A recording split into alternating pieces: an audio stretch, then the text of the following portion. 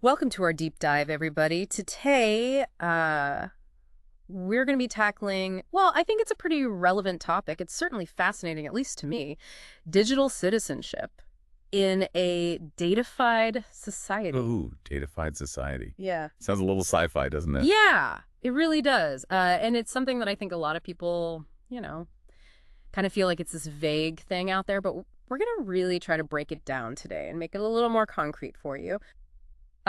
We are going to be using, as our jumping off point, the introduction to the book, Digital Citizenship in a Datafied Society. Pretty hefty academic text, but don't worry, we're here to distill the key insights. We'll make it digestible. Make it digestible, and hopefully thought-provoking for you. So, some questions to get us started. Does the internet really empower citizens or make them more vulnerable? That's a big one. Yeah, it is. It's a big question. Are we just data points in some giant system? Kind of feels that way sometimes, doesn't it? Sometimes, yeah. And then, of course, what does it even mean to be a citizen in this digital age? Good question. So, buckle up. Yeah. It's going to be a wild ride. It's going to be a wild ride. I think one thing that we can all agree on is that the internet has revolutionized pretty much every aspect of modern life. Right. The way we shop, Yeah. the way we bank, the way we protest, connect with friends, consume the news. It's all digital now. Everything is digital. Yeah. It's kind of amazing how quickly we've all adapted to this. I mean, I can barely remember life before smartphones. Me too. Right? I don't even know how we did it. I know. Like, how do we meet people? I know. I think we I talked. guess we had to, call people. You had to call people. Yeah, like on a landline. Weird. It's crazy. But as our source points out, this digital transformation does have some potential downsides as well. There's always a flip side, right? Yeah. So one of the things that's really changed the game is just the sheer amount of data that is being collected now. I mean, think about it. Every click, every purchase, any place you check in on social media, all of that leaves a trace. It's mind-boggling when you actually stop and think about it. It is. It's a lot. Yeah. Every little thing. Yeah. And this leads us to, another big development, which is this rise of the so-called sharing economy with companies like Uber and Airbnb, which are built entirely on these data-driven models. Yeah. It's convenient. He's super convenient. It is. I love it too. But it also does raise these questions about privacy and control. Yeah, for sure. Right? There are some concerns there. Like, who owns all this information? Yeah. Who has the right to use it? And the source argues that this isn't just a technology issue, right? This is a social and political issue. Absolutely, yeah. It's about power. Yeah. At the end of the day. Who owns it? Yeah. Who benefits? Yeah, exactly. What does it mean for, our individual rights? Huge implications. Yeah, for sure. And speaking of rights, I don't know if you remember, do you remember the Edward Snowden leaks back in 2013? Oh, how can I forget? Right. That was a big deal. It was huge. It was. I mean, it really shook things up. It exposed these massive surveillance operations by intelligence agencies. And a lot of people were freaked out. Yeah. Understandably so. Yeah. I mean, I think, up until that point, people kind of had this vague sense that maybe, governments were collecting some data. But I don't think anyone really understood the scale of it. The scale of it. Yeah, it was really eye-opening. Yeah, it was. And the source argues that it was kind of a pivotal moment because it made people realize just how much data was being collected. Yeah. Often without their knowledge or consent. Absolutely. Yeah. That was the scary part, right? It was really scary. We had no idea. And it brings up this question of, is this level of surveillance really necessary for security? Or are we sacrificing too much privacy in the process? That's the million-dollar question, isn't it? Yeah. It's a tough balance. It's hard. And the source argues that datafication isn't just about technology. Right. It's much bigger than that. It's about power. It is, yeah. Who controls the data? Who benefits from it? Yeah. How does it affect citizens and their ability to participate in society? All these important questions. Yeah. That we need to be asking. Yeah. I think, our old ideas of citizenship, which were based on, kind of our relationship with a nation state. Yeah. They don't quite fit anymore. Not really, no. Right. Things have changed. Because now we have this whole other layer of digital citizenship. It's a whole new world. It is. It's like the Wild West out there. Yeah, it is.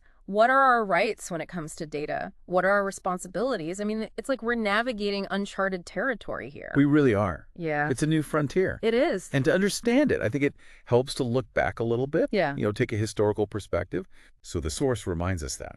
Governments have been collecting data on citizens for centuries. That's true. It's not a new thing. Yeah. From ancient censuses to, modern bureaucracy. It's all about gathering information and using it to govern populations. Yeah, always has been. Right.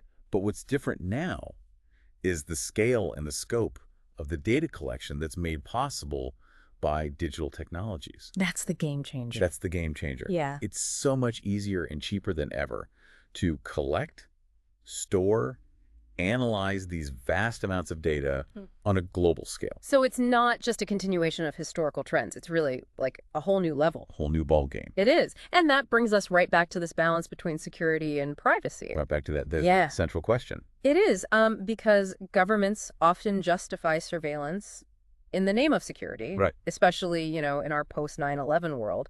But how much of our privacy are we really willing to sacrifice for that sense of security? That's the question. Where do we draw the line? Yeah, where is the line? And who gets to decide? Exactly. It's a really delicate balance. It's very tricky. And the source, I think, dives into the complexities of this. It does. In a lot of detail. And, the role of the media in all of this can't be overlooked either. No, not at all. Right. It plays a huge role. Because the media can either illuminate these power dynamics that are at play, or it can obscure them. Yeah, very true. Right. So we have to be really careful about where we get our information. Absolutely. And be critical consumers of that information. Seek out different perspectives. Yeah. Otherwise, we risk just being swayed by one side of the story. Yeah, for sure. And the source really stresses, I think, the importance of citizens understanding how these digital environments work. Yeah. Right? And how they can be used to both empower and control us. Both sides of the coin. Yeah.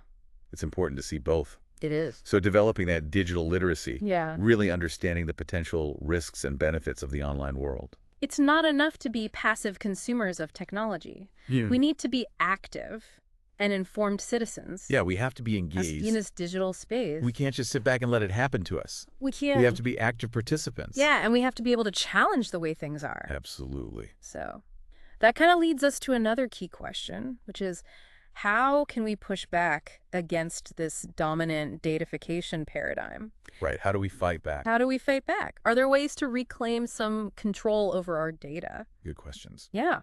And the source actually explores this in quite a bit of detail. It talks about how individuals and groups are challenging the status quo in all sorts of ways. Give us some examples. Yeah. So some people are using encryption tools to try to protect their privacy. Okay, makes sense. Others are lobbying for stronger privacy laws. Yeah, we need those. We do. And then there are even examples of people using data collection for good. Oh, interesting. Right. So like citizen-led initiatives that promote social good. So it could be a force for good. It can. It's not all bad. Which is encouraging. It is encouraging. He says it means we're not completely powerless. We have some agency. We do. We can make a difference. Yeah, and it highlights this idea that digital citizenship is not a passive concept. No, not at all. It's about actively shaping the digital world that we want to live in. It's about building the future that we want. It is. And I feel like we've already covered so much ground. I mean, we've gone from the history of data collection and surveillance to the challenges of being a responsible digital citizen. It's been a whirlwind tour. It has. Through the digital landscape. It has. But a fascinating one. It has been fascinating. I'm enjoying this. Me too. So before we dive deeper into the heart of this datafied society, let's take a quick pause. When we come back, we'll continue exploring this fascinating topic and unpack even more insights from digital citizenship in a datafied society. Welcome back to our deep dive into digital citizenship in a datafied society. Yeah, we've been exploring how, the internet and this massive amount of data that's being collected is changing what it means to be a citizen in this digital age. And we've touched on some pretty, crucial questions about power and control and the balance between security and privacy. Right, right. So let's dig even deeper now into some of the key concepts from the book. And I think a good place to start is with this idea of datafication itself. Yeah, datafication. It's a bit of a buzzword, isn't it? It is. But it's more than just like a technology trend. It's really a societal transformation Yeah. that's changing how decisions are made, how we're monitored, how we're governed. The book even says it's changing how society is ordered. That's a pretty big claim. Can you give us an example of what that might look like in real life? Sure, yeah. Imagine applying for a loan and being denied because an algorithm has analyzed your online shopping habits and decided you weren't financially responsible. Oh, wow. That's datafication shaping social order in action. Or think about how social media platforms use your data to curate the content you see, Right. potentially influencing your opinions and voting decisions. That's datafication impacting how we're governed. Okay, so it's not just about collecting the data. No. It's about how that data is being used to influence our lives in these very real ways. In very real ways. Yeah, and a big part of this is big data, right? It's big data, yes. These massive data sets that can be analyzed to reveal these hidden patterns and trends. Exactly. Big data allows for the creation of what the book calls digital doubles. Basically, representations of you and me based on our data trails. So it's like we each have a virtual shadow that's following us everywhere we go online. Kinda, yeah. That sounds a little creepy. It can be, yeah. But it's important to remember that this data can be used for good as well. Okay. For example, in healthcare, big data can be used to identify patterns that lead to earlier diagnosis and treatment of diseases. Okay. Or in education, it can be used to personalize learning experiences for individual students. So it's not inherently good or bad. It all depends on who's collecting the data, how they're analyzing it, and what they're using it for. Exactly. And that's why the source stresses the importance of what's called critical data studies. Okay. It's a field that examines the social, political, and ethical implications of datafication. So it's about asking those tough questions, challenging the assumptions that underpin this whole data-driven world. Yeah, exactly. So how do we even begin to regulate something as complex and constantly evolving as datafication? That's the million-dollar question, isn't it? It is. It is a very complicated landscape. And the laws are definitely still catching up. Yeah. One of the biggest challenges is striking that balance between protecting individual privacy and enabling innovation and economic growth. Right. Do you prioritize giving individuals more control over their data? Or do you allow companies to freely use data to develop new technologies and services? Yeah. It's a tough one. It sounds like it.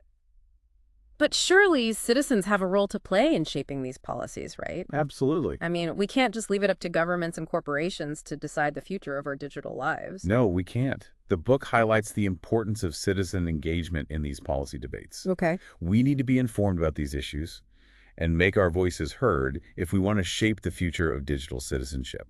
So it's not just about being aware of how our data is being used. It's about actively participating in the conversation about how it should be used. Exactly. Yeah. It's about demanding transparency and accountability from those who collect and control our data, and advocating for policies that protect our rights and ensure that datafication is used for the benefit of society as a whole. Okay, that makes sense.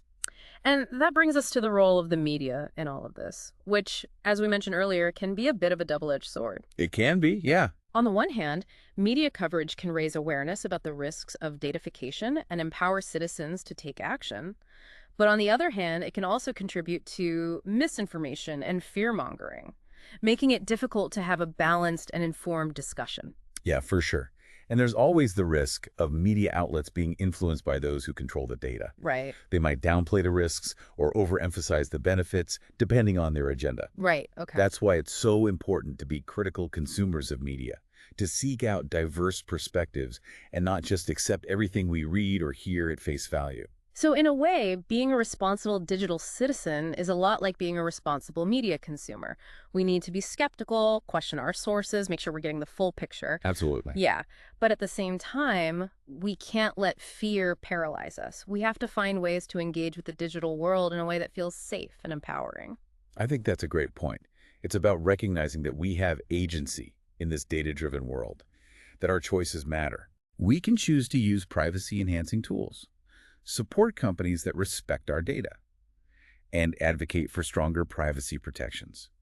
We can even choose to limit our own online activity and be more mindful of the data we're sharing. So it's not just about demanding change from the outside. It's also about taking responsibility for our own digital footprints. It's about being aware of the ways in which our own online behavior contributes to datafication. Exactly. Every click, every share, It all adds up. It all adds up. Yeah. And as we become more aware of these dynamics, we can start to make more informed choices about how we engage in the digital world. And ultimately, that's what digital citizenship is all about. Wow, I think we've covered a lot of ground in this deep dive.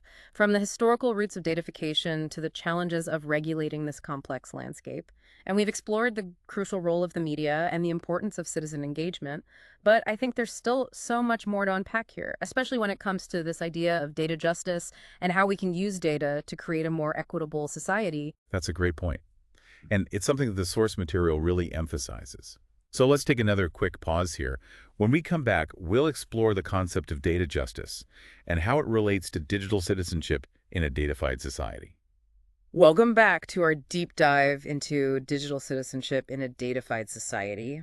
Feels like we've gone down the rabbit hole and come out the other side. Yeah, we have covered a lot of ground. Yeah, it's been a whirlwind tour, but I think it's been really fascinating to kind of explore all these different aspects of how data is shaping our world. Absolutely. And, we've explored how datafication is changing everything from how we're governed to how our lives are ordered, raising really important questions about power and privacy and what it means to be a citizen in this digital age. Right. And we've seen that, this isn't just a new phenomenon. Like data collection and surveillance have a long history. Yeah. But digital technologies have taken them to a whole new level. Oh, yeah, for sure. Yeah.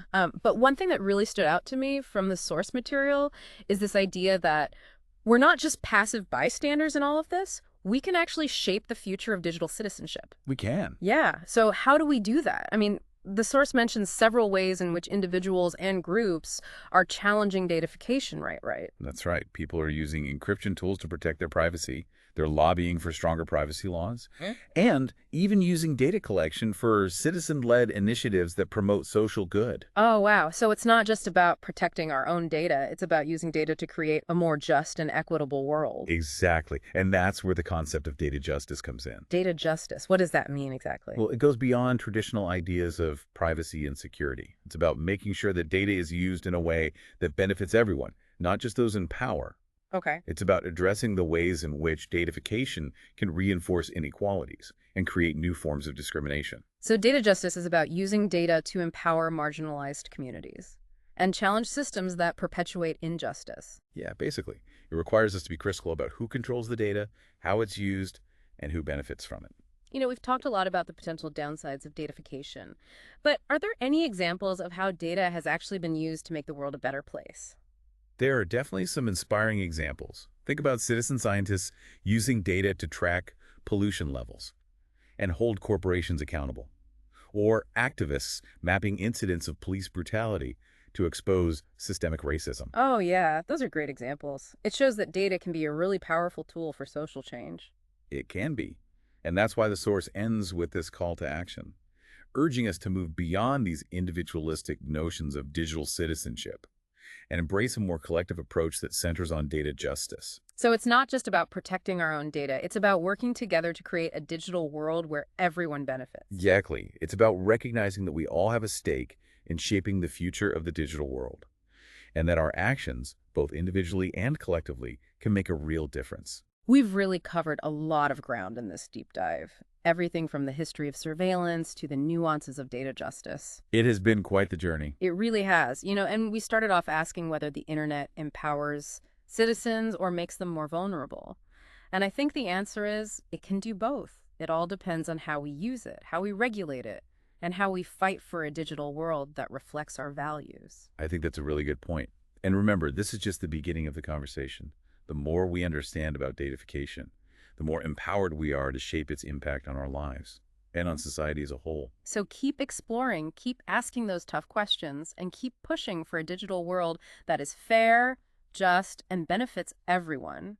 Thanks for joining us on this deep dive into digital citizenship and a datafied society.